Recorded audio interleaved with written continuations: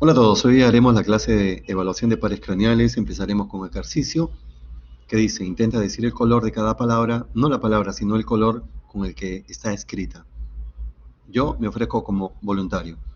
Rojo, azul, amarillo, verde, negro, azul, verde, rojo, azul, verde, rojo, amarillo.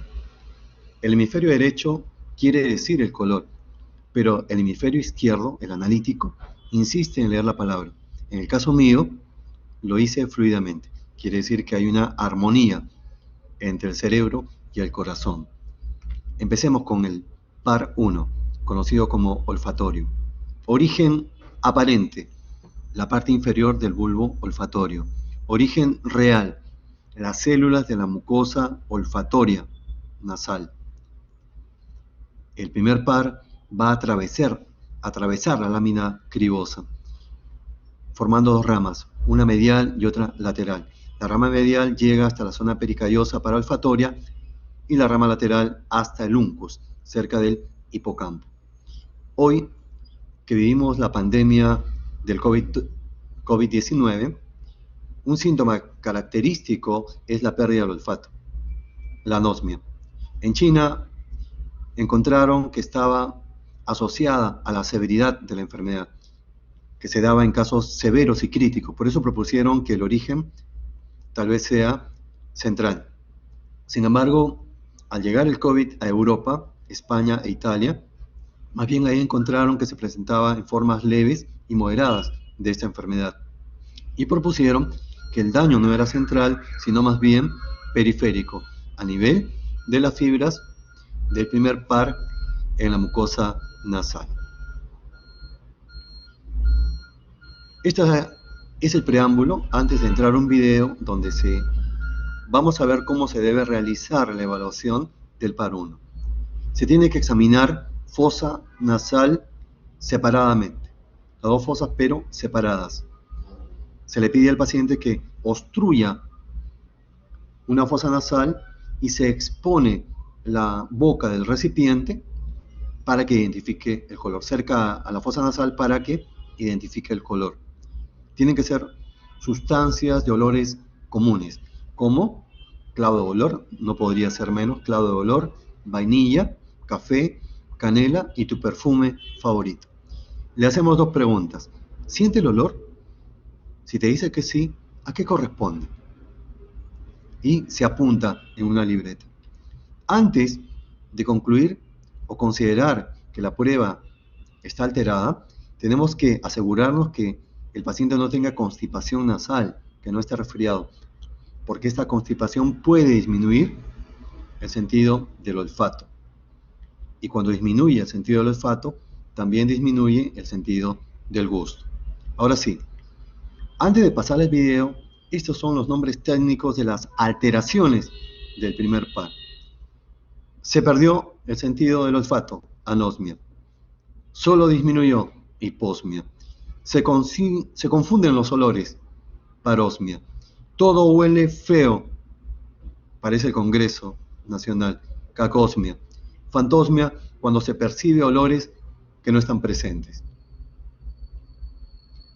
Cuando en una casa perciben el olor de claveles, sin que haya claveles, la abuelita dice, alguien va a fallecer en el barrio. Pero eso ya son creencias, eso no es fantosmia. Alucinaciones olfatorias, percepción de olores sin que existan estímulos olorosos. Ahora sí, vamos al video. Se le pide al paciente que obstruya la entrada de una fosa nasal y se presenta la boca del recipiente cerca a la fosa que está libre para que pueda reconocer el olor. Siente el olor, ¿a qué corresponde? Y luego se cambia a la siguiente fosa nasal.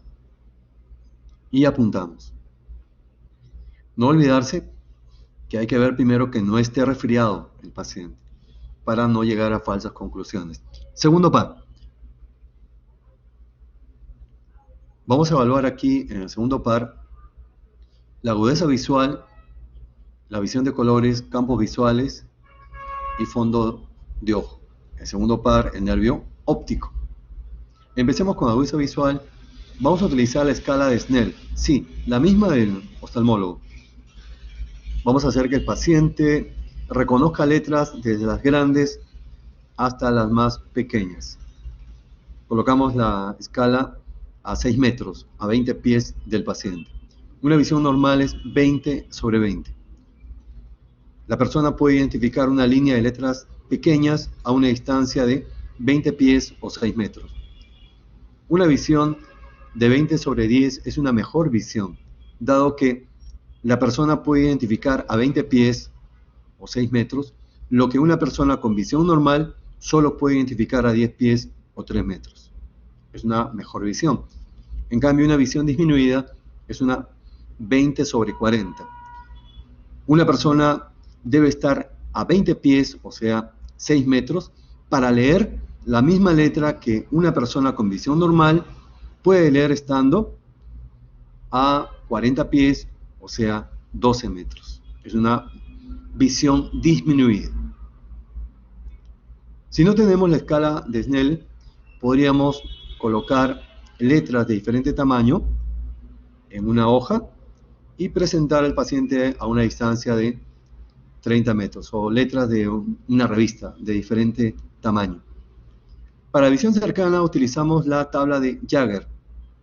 En este caso ustedes pueden ver que son textos con letras de diferente tamaño. Es la cartilla más utilizada, que tiene serie de letras o frases escritas en diferentes tamaños de tipo ordinario de imprenta. Se recomienda en personas mayores de 45 años. Un punto del párrafo de letras más pequeñas corresponde a mejor visión y luego va disminuyendo. Y de esa manera se va evaluando el puntaje. 2 puntos, 3 puntos, 7 puntos, más de 7 puntos, dependiendo del tamaño de la letra. Si el paciente no puede reconocer las letras, podemos buscar la visión cuentadedos. Como estamos viendo acá en la figura, le presentamos 1, 2, 3 dedos y tiene que reconocerlos. Si no puede reconocer la visión cuentadedos, le buscamos la visión cuentabultos. ¿Cuántos bultos está viendo? Si no puede reconocer la visión cuentabultos, llevamos al paciente a una habitación oscura y le exponemos una linterna. Le aplicamos la luz de una linterna a ambos ojos. Si no reconoce la luz, declaramos ceguera, lamentablemente, o también conocido como amaurosis. Para la visión de colores, podríamos llevar tarjetitas de diferentes colores, los colores básicos, pero también tenemos el test de Ishihara. Vemos que son círculos llenos de puntos, y dentro de los puntos hay números de colores. En este caso estamos viendo el color anaranjado, el número 25. Dice, no permite distinguir defectos del eje azul-amarillo, aunque en realidad son muy raros. Los principales son el eje rojo-verde. Cuando se altera el eje rojo-verde se conoce como daltonismo. Hay medicamentos que pueden producir alteración de la visión de los colores básicos. Por ejemplo, la cloroquina. Otro medicamento es el etambutol, un antituberculosis, antitebeciano. Cuando vamos a recomendar cloroquina, que está de moda por el COVID también, aunque está cuestionada, sobre todo la hidroxicloroquina, antes de empezar tratamiento, el paciente tiene que ser evaluado desde el punto de vista oftalmológico, poniendo énfasis en la visión de colores. Si los colores están alterados previamente, no se puede dar este medicamento. O si los colores son normales, le damos el medicamento y luego vemos si se alteran. Sería un efecto secundario de esta hidroxicloroquina. Lo mismo para etambutol. Vamos ahora a campos visuales. Hay dos fotos. En el primer caso, en la primera foto de blanco y negro, el paciente y examinador están al mismo nivel, a la misma altura. Y los dos ojos están frente a frente. En el caso de la segunda foto, no. El examinador está a más altura que el paciente. Vamos a ver este video. ¿Cómo se examinan los campos visuales? Del lado izquierdo y del lado derecho. Lo vamos a dividir en 4 cuadrantes. La parte más interna es la nasal y la parte externa la temporal. Nasal superior, nasal inferior, y temporal superior y temporal inferior. Veamos.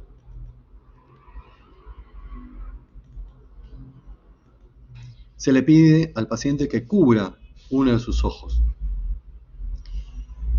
pero sin presionarlo, para que no haya visión borrosa, sino simplemente que se los cubra, incurvando la mano para que no altere la visión. Y mire, el examinador va a colocar sus manos tanto en el campo nasal como temporal, en este caso del lado izquierdo del paciente.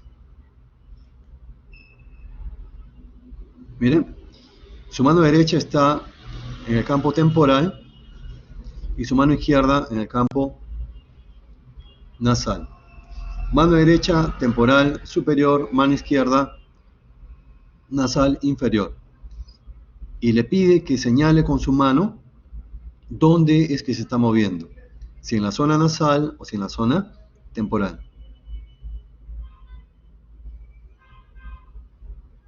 Señala temporal superior, ahora señala nasal inferior, cambia de mano, ahora es nasal superior, temporal superior, nasal inferior. Luego se cubre el ojo contrario y procede de la misma manera. Nasal superior del lado derecho, temporal superior del lado derecho, y el paciente va señalando la mano que está moviendo, los dedos que está moviendo el examinador. De todo esto, ¿qué puede resultar? Puede resultar alteraciones. Vamos a ver acá. La hemianopsia es la pérdida de la mitad del campo visual, hemianopsia. Y hay dos tipos de hemianopsia, hemianopsia homónima y hemianopsia heterónima. Tenemos acá, hemianopsia heterónima, es del lado nasal, del lado temporal y del lado temporal izquierdo y del lado temporal derecho, o sea, es bitemporal. Cuando es heterónima es del mismo lado, bitemporal sobre todo, podría ser binasal, pero en este caso es bitemporal. Cuando es homónima es de un lado nasal y del otro lado temporal. Esa es la hemianopsia. Cuando se pierde toda la visión se conoce como amaurosis, el nervio óptico está dañado. Si es hemianopsia homónima bilateral, ¿dónde estará la lesión? Está a nivel del quiasma óptico. Esto se ve cuando hay macroadenomas hipoficiarios que comprimen el quiasma óptico. Se puede dar hemianopsia heterónima bilateral. Cuando la lesión está en la corteza, sea por afectación del territorio arteria cerebral media o arteria cerebral posterior, sobre todo arteria cerebral posterior, vamos a encontrar una hemianopsia homónima izquierda. Y si la lesión está a nivel de las radiaciones ópticas, además de presentarse una hemianopsia homónima, podría darse cuadrantopsia, que enseguida vamos a ver. Esto es lo que decíamos, hemianopsia heterónima bilateral. ¿Dónde está la lesión? A nivel del quiasma óptico. ¿Cuál es la causa? Macroadenoma hipoficiario. Esto lo vamos a ver en semiología endocrina. Hemianopsia homónima derecha-izquierda. Vemos que de un lado es nasal y de otro lado es temporal. Es el homónimo. ¿Dónde está la lesión? En la corteza cerebral o en la radiación óptica también. ¿Qué territorio? ¿De qué arteria? Arteria cerebral media, arteria cerebral posterior. Sobre todo, la posterior. Y acá lo que le decía, se pierde el 25% del campo visual. ¿Esto cómo se llama? Cuadrantopsia. ¿Dónde está la lesión? En las radiaciones ópticas. Vamos ahora a fondo de ojo.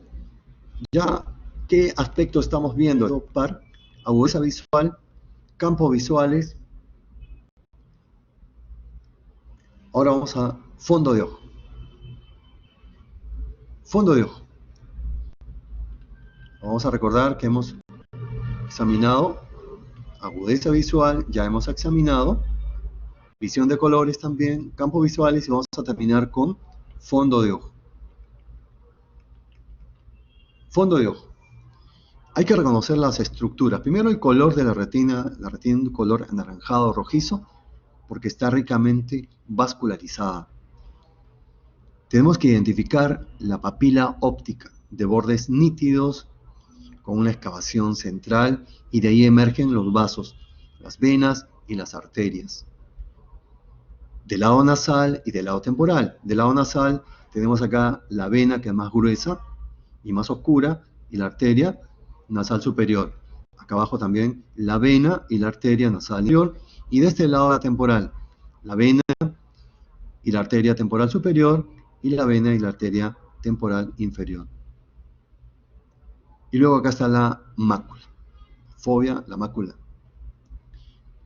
Para examinar los campos visuales recurrimos al oftalmólogo. El oftalmólogo tiene todo este equipo llamado oftalmoscopio indirecto, donde puede ver, luego de dilatar las pupilas del paciente, ambos campos visuales a la vez. Es muy práctico. Sin embargo, los clínicos tenemos todavía el oftalmoscopio directo. Este oftalmoscopio nos va a permitir hacer fondo de ojo en la cama del paciente o en una habitación donde podamos llevar al paciente. Hay que identificar las partes de este oftalmoscopio.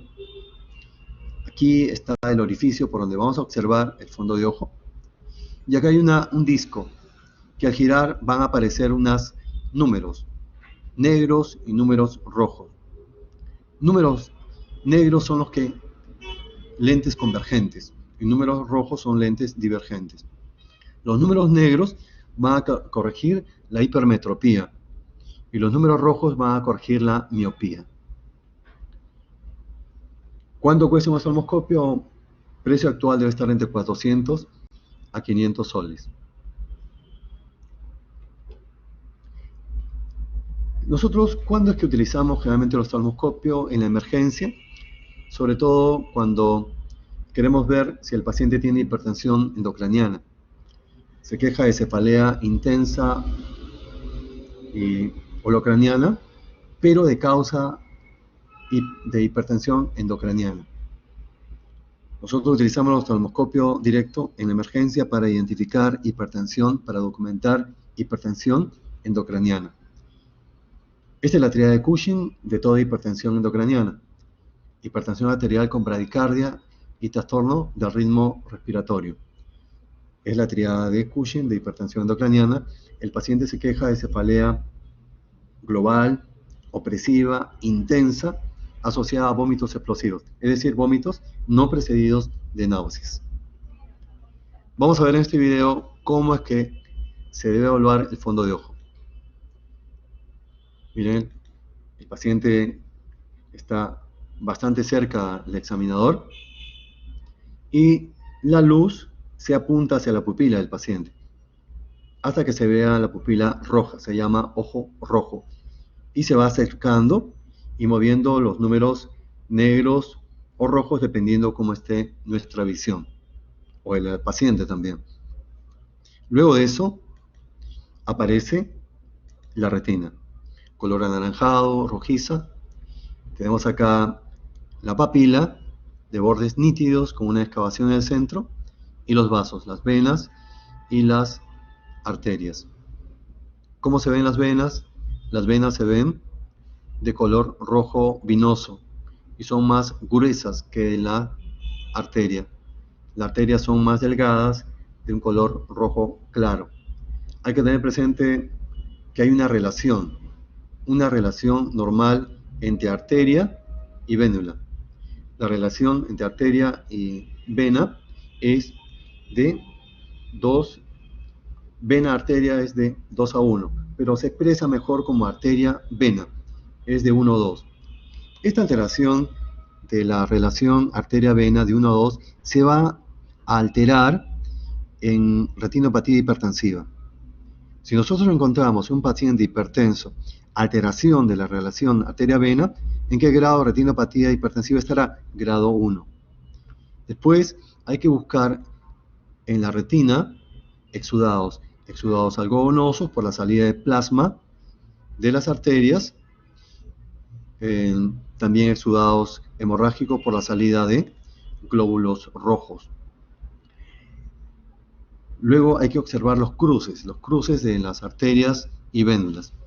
En el caso de los cruces, cuando se altera el cruce normal entre arteria y vénula,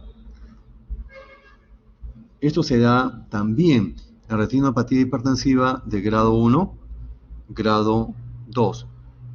Y además, en la retinopatía hipertensiva de grado 2 vamos a encontrar exudados algodonosos, exudados hemorrágicos. Luego, estamos señalando acá la papila. La papila es muy importante para poder documentar hipertensión endocraniana, pero quisiera primero que me permitan terminar la retinopatía hipertensiva. Son 4 grados. Primer grado, alteración de la relación arteria-vena. Alteración de los cruces arteriovenosos. 2. El grado 2, aquí no se observa bien, pero hay un reflejo luminoso en las arteriolas, en las arterias. Más o menos en el grosor de la arteria un 40-45%. Ese reflejo luminoso puede alterarse, puede dar un color marrón oscuro, un color blanquecino. Se llaman hilos de plata o hilos de cobre. Si observamos alteración del reflejo luminoso de las arterias, ¿cómo se conoce? Se conoce como hilos de cobre o hilos de plata. ¿Y qué indica? Indica retinopatía hipertensiva grado 2. Luego, en la retinohipertensiva de grado 3 vamos a detectar exudados algodonosos, exudados hemorrágicos. Y en la retinopatía hipertensiva grado 4, ahí donde vamos a encontrar alteración del disco, de la papila óptica.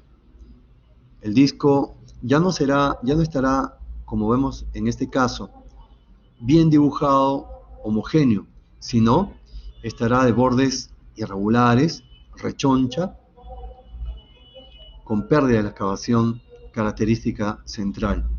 Ahí decimos que hay papiledema y sería una retinopatía hipertensiva grado 4. Pero, como les decía en la emergencia, ¿qué es lo que buscamos? Si sospechamos en hipertensión endocraniana, buscamos alteración de la papila óptica, edema de papila. Y repito, bordes irregulares y papila edematosa, rechoncha, con pérdida de la excavación central. Y por último, vamos a examinar la mácula. ¿Qué pasa si examinamos primero la mácula? Lo que pasa es que la mácula es muy sensible a la luz. Si tú vas a empezar por la mácula, el paciente se va a sentir fastidiado y ya no va a permitir que continúes con el examen de fondo de ojo, que ya de por sí es algo molestoso. Entonces hay que reservar la mácula para el final. Ahí la flecha está apuntando el reflejo luminoso, que como dije, al estar alterado va a dar lugar a los hilos de cobre, a los hilos de plata.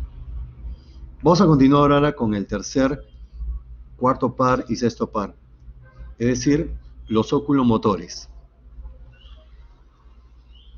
Y aquí tenemos los músculos y los movimientos. Vamos a empezar con el tercer par.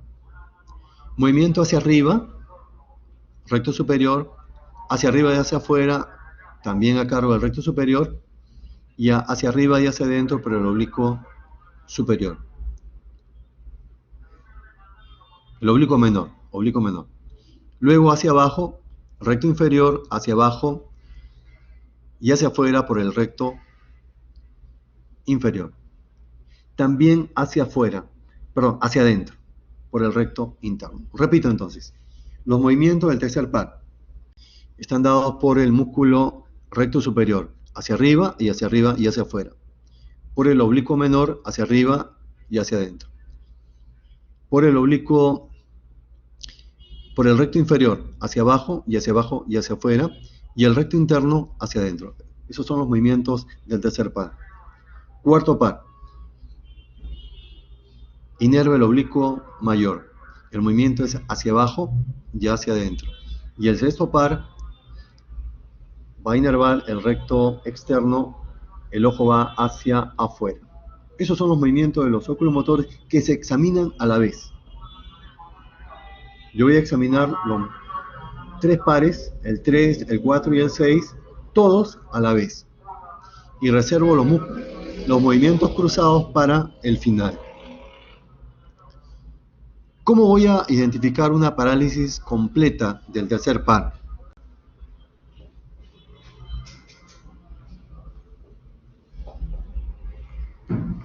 Como dicen los chinos, aunque los chinos están devaluados últimamente, una imagen vale más que 1000 palabras. Una imagen vale más que 1000 palabras. Veamos la foto. Aquí hay una parálisis. Es parálisis del tercer par. ¿Por qué? El ojo está hacia afuera. Es estrabismo externo o exotropia. El ojo está hacia abajo. Es hipotropia. El párpado está hacia abajo. Hay una ptosis palpebral. ¿Por qué? Porque el tercer par inerva el músculo elevador del párpado. Y si viéramos la pupila, estaría dilatada, hay midriasis. ¿Por qué?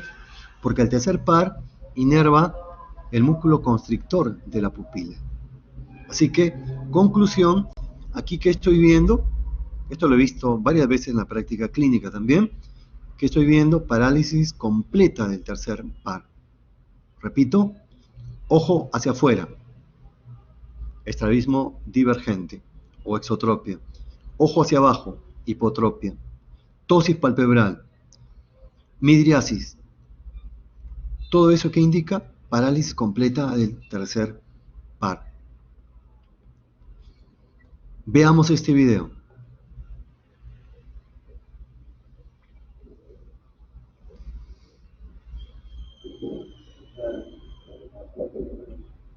Estamos viendo que el ojo derecho del paciente está hacia afuera, tiene exotropia. Que la pupila está dilatada comparando con el ojo izquierdo, pupila dilatada, y tiene que elevar el párpado. Debe haber ptosis palpebral. Conclusión, parálisis del tercer par, tal como lo vimos en la foto. Entonces ya estamos repasando cómo identifico una parálisis del tercer par. Cuarto par, ojo hacia arriba y hacia adentro. Y sexto par, el ojo hacia adentro, estrabismo convergente. No hay problema para identificar esto. Sexto par, estrabismo convergente. El trigémino, tenemos que evaluar la parte motora, son los músculos masticatorios. En este caso se le pide al paciente, colocando la mano debajo del mentón, que intente abrir la boca. Se le pone resistencia. Y también que lleve la mandíbula hacia los costados y se le pone resistencia con la mano. Se busca también el reflejo corneal. El reflejo corneal se busca en pacientes soporosos, porque si el paciente está despierto es muy molestoso pasar una pequeña gasa sobre la córnea y se observa un parpadeo.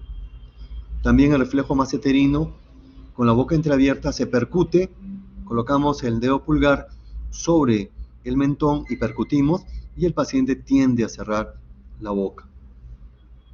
Esos son los reflejos a cargo del quinto par, reflejo corneal y reflejo maceterino. También el quinto par, la parte sensitiva. Dividimos la cara en 3/3 y vamos comparando derecha e izquierda. La sensibilidad superficial con un algodón. Le pedimos que cierre los ojos el paciente y vamos tocando con un algodón el lado derecho comparando con el izquierdo y le hacemos 3 preguntas. ¿Siente? ¿Qué siente? ¿Dónde siente más? ¿Siente? ¿Qué siente? ¿Dónde siente más? Tercio superior, tercio medio y tercio inferior. Y la sensibilidad dolorosa con un mondadientes. Evitar utilizar cualquier objeto que sea de metal, por razones obvias. Vamos ahora al séptimo par. Parálisis periférica versus parálisis central. Nos vamos a ayudar de este dibujo. Primero, ¿qué es parálisis periférica? La parálisis periférica es la afectación a nivel de los núcleos del séptimo par. ¿Y dónde están los núcleos? Están en la protuberancia. O sea, una lesión periférica es cuando la lesión es nuclear, protuberancia, o por debajo del núcleo. Eso es periférico. En cambio, central es cuando está por encima del núcleo. Cápsula interna, corteza. ¿Listo? ¿Cómo se va a manifestar clínicamente la parálisis facial? Si es central, vean, si es central, compromete 2/3 de la cara inferior.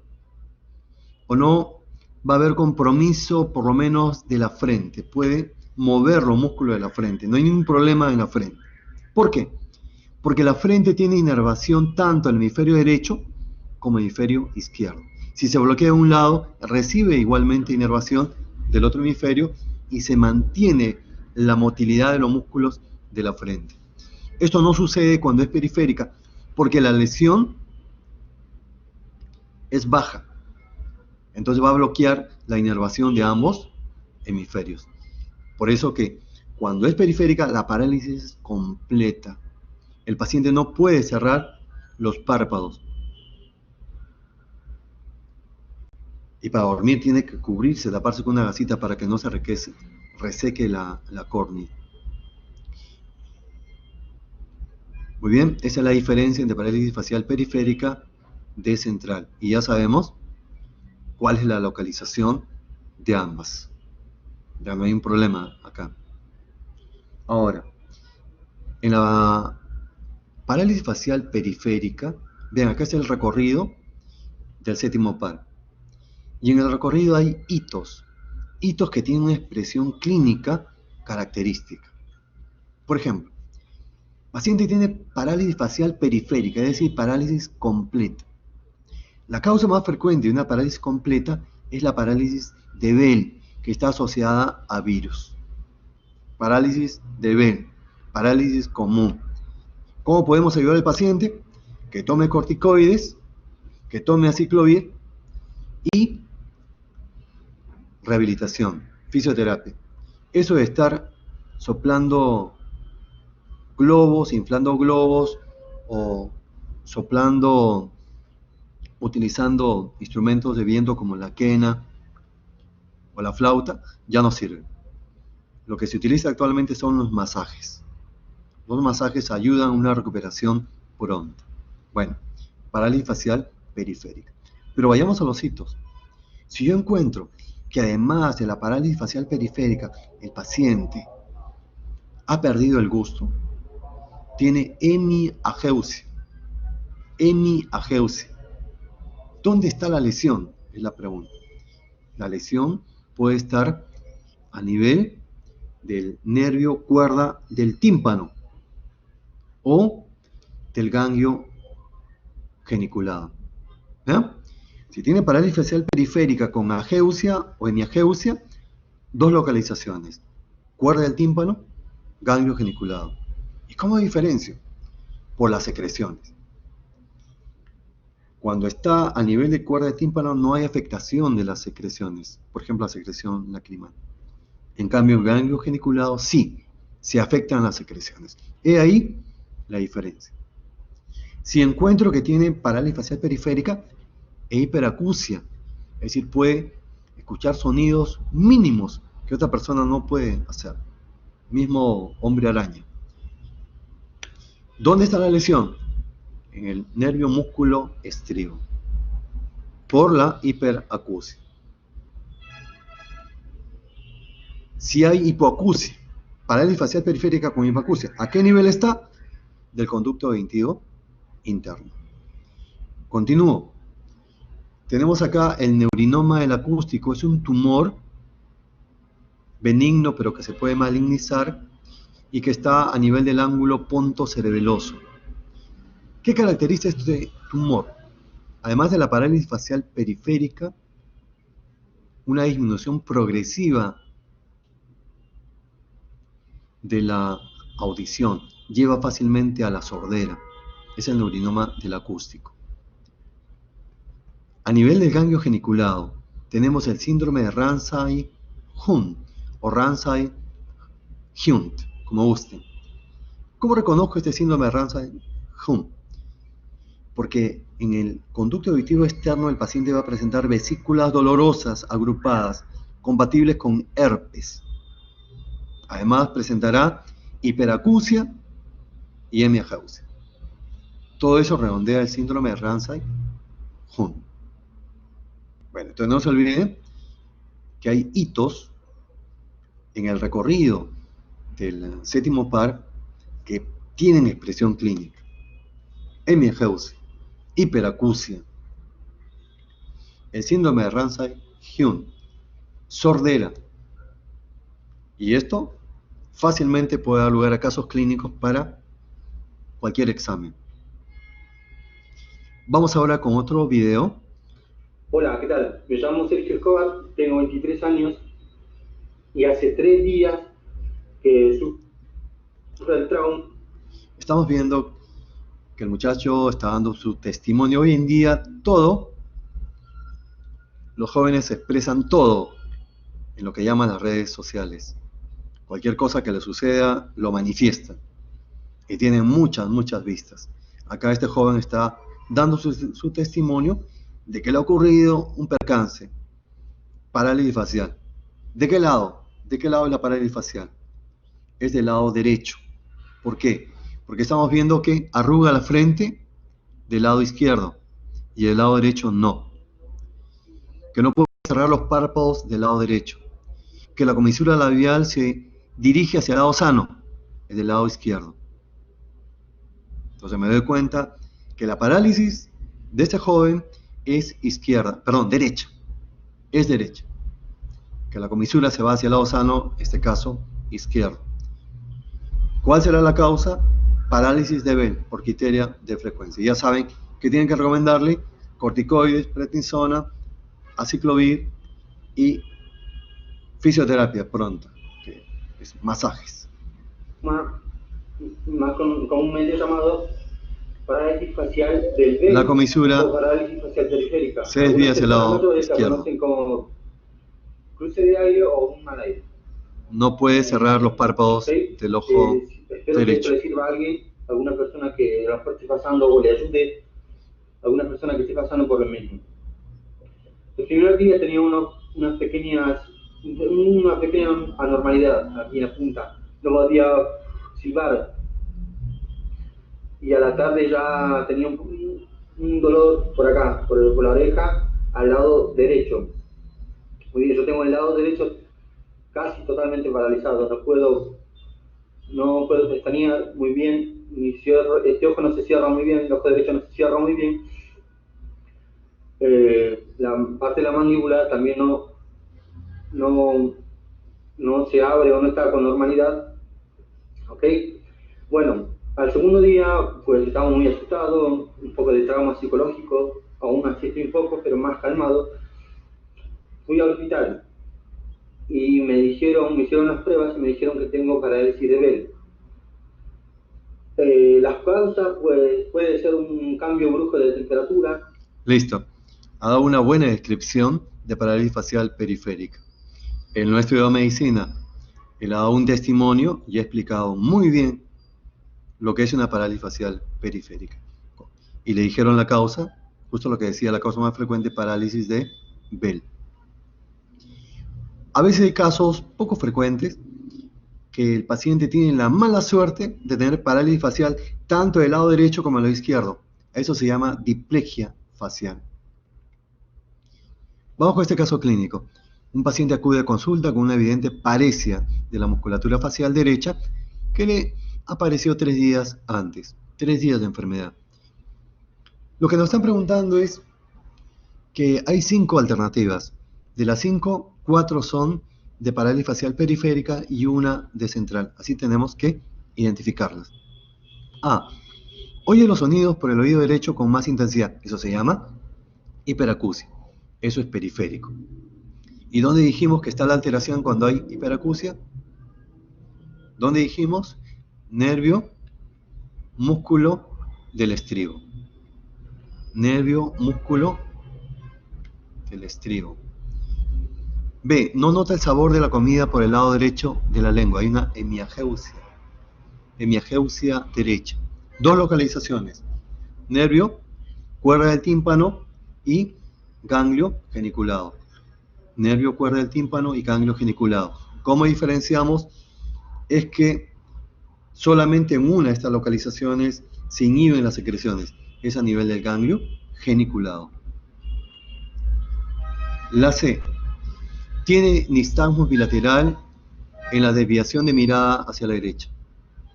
Esto es central. D. Tiene una acusada debilidad del músculo orbicular del ojo derecho. Eso es periférico. No puede cerrar los párpados. Tiene erupción y dolor en el conducto auditivo externo derecho. Esto es el síndrome de Ramsay-Hahn. ¿Qué caracteriza al síndrome de Ramsay-Hahn?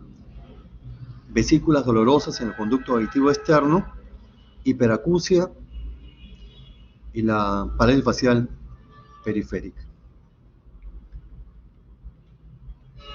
La parálisis facial homolateral, vesículas en el conducto auditivo externo, agrupadas son lesiones de herpes, hiperacusia y la hemiageusia, sin afectación de las secreciones. El síndrome de Tolosa-Hahn o Tolosa-Hahn es una forma especial de parálisis facial periférica. La causa son granulomas. ¿Cómo identifica? Porque son mujeres ya mayores y que además de la parálisis facial tienen oftalmoplejía, afectación del 3, el 4 y el 6º par craneal, más oftalmoplejía, y es una parálisis facial dolorosa. Y justo este caso clínico lo describe. Paciente que tiene dolor orbitario y visión doble. Cuando alguien se queja de visión doble, que se conoce como diplopia, ¿qué posibilidades tengo? Tengo la posibilidad de estrabismo. O hay un estrabismo convergente, un estrabismo divergente. ¿Cómo se manifiesta? ¿Qué dice el paciente? Que tiene visión doble. En la exploración descubrimos incapacidad de llevar a cabo la abducción. O sea, no puede llevar el ojo hacia afuera. Compromiso del 6º par. Así como dificultades para mirar hacia abajo y hacia adentro. Compromiso del 4º par. ¿Cómo se denomina el síndrome? Es el síndrome de Tolosa-Hahn o Hahn. Vamos ahora a la evaluación del par 8. Y aquí tenemos que recordar o repasar o aprender el test de Weber y Reinet, que también son motivo de pregunta de examen. Weber y Reinet. Tenemos acá el diapasón, 120 ciclos por segundo. Lo hacemos vibrar y colocamos el mango sobre el vértex. Y el paciente debe mencionar que siente la vibración en ambos lados de los oídos. Eso es un Weber normal. Un Weber normal es cuando no está lateralizado. Cuando se lateraliza ya es anormal. Puede ser al lado izquierdo, puede ser al lado derecho. Hay una sordera de conducción de transmisión aérea y una sordera de percepción, transmisión ósea. La sordera de conducción de transmisión aérea nos indica afectación del oído externo, incluso el oído medio. En cambio, de transmisión ósea es el oído interno, definitivamente. Causas infecciosas, virus, sobre todo, fármacos tienen como los aminoglucósidos. El neurinoma del acústico es un tumor benigno localizado en el ángulo pontocerebeloso también. Sordera de conducción de transmisión aérea. Bebe se lateraliza hacia el lado enfermo. Y de sordera de percepción se lateraliza hacia el lado sano. Tal vez sea difícil memorizar esto, pero al final, después de 2 láminas, tengo una mnemotecnia, con la cual no falla. Test de Riné. Se hace vibrar el diapasón y se coloca el mango en la región del mastoides. Y se le pide que te diga cuando ya deje de sentir la vibración. Cuando deja de sentir la vibración, se coloca el diapasón cerca al oído para que escuche la vibración y que te avise cuando deja de sentir. Lo normal es que la conducción aérea sea mayor que la sección ósea, 3 veces. Ese es el Riné normal. Percepción aérea es mayor en 3 veces que la percepción ósea. ¿Cómo se llama esto? Riné normal. Es un Riné positivo. Vamos ahora a la mnemotecnia. Dice, en la conducción, si riñes, o sea, Riné, conducción, sordera de conducción, si riñes, como el chofer de la combi, es negativo. Y si bebes, caes enfermo. Eso para que te acuerdes. En la conducción, si riñes, es negativo, Riné negativo. Y si bebes, caes enfermo. Se lateraliza hacia el lado enfermo. Y lo contrario, en la percepción,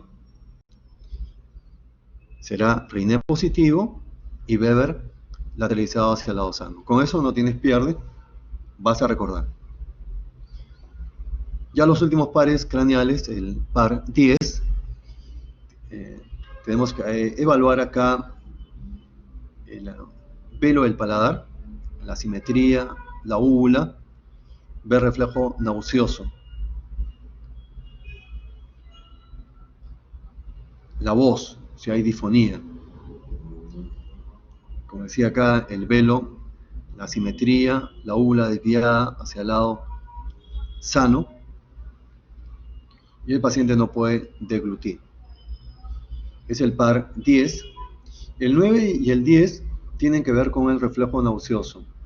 El par 9 también es la parte sensorial, del sentido del gusto, del glosofaringio es el par 9. Y el par 11, el elevador de